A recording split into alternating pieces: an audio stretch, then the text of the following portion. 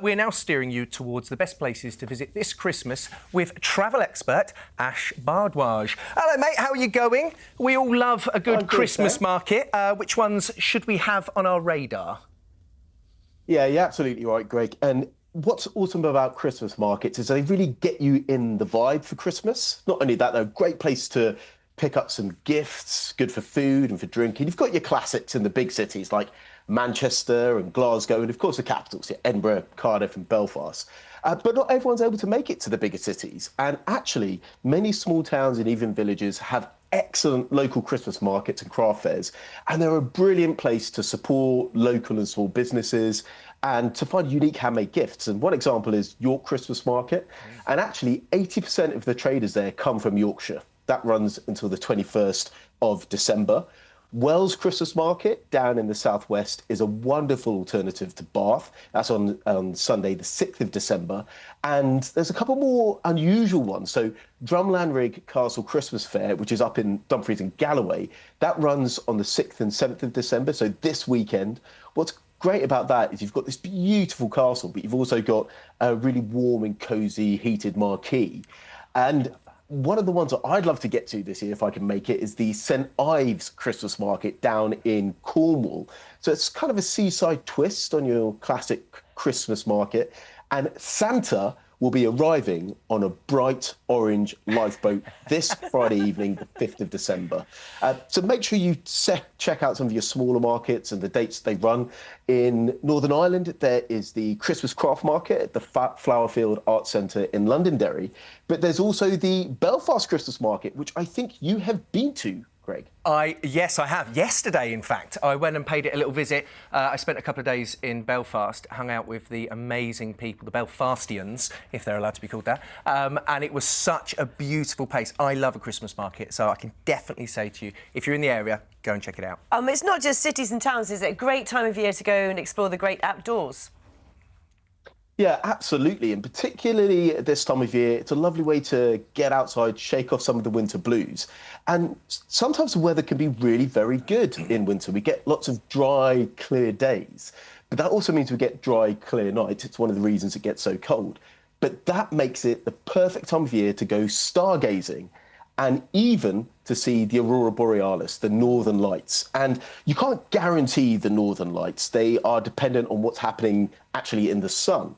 But we're currently at the solar maximum. So this is an 11-year cycle. And right now is going to be the best time for the next 22 years to give you a chance to see the Northern Lights. If you want to improve your chances, make sure you're in a dark sky region. So that's an area that doesn't have much light pollution from towns and cities.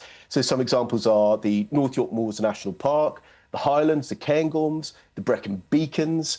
And it's a really good time to get out and explore all of that sort of thing. But there's other things you could do this time of year that you would normally think of doing in the summer.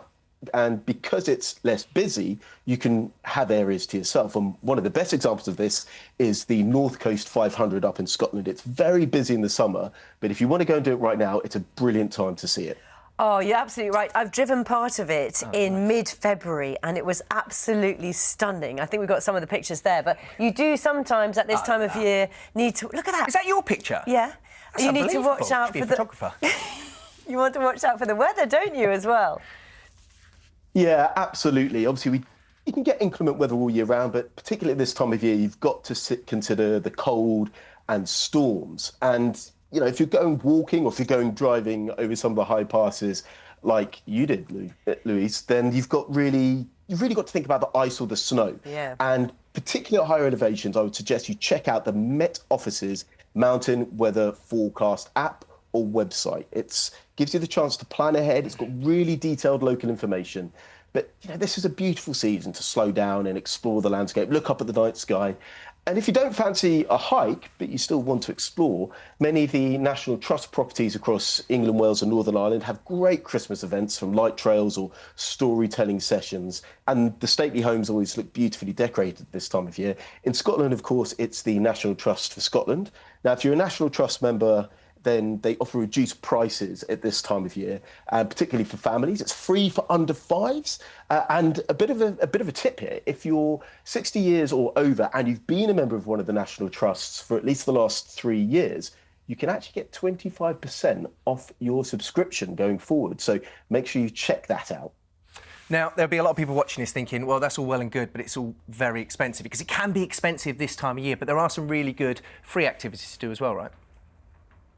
Absolutely, and it's a really good time to get involved in the local community. Christmas really is a time that reminds us to come together, and your local council website will have a list of free events.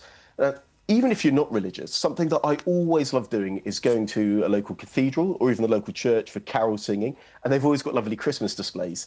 If you're in Sheffield, the Sheffield Cathedral actually has a display of over 40 Christmas trees decorated by different local charities. So it's this wonderful coming together of the festive season and that sense of goodwill and good spirit.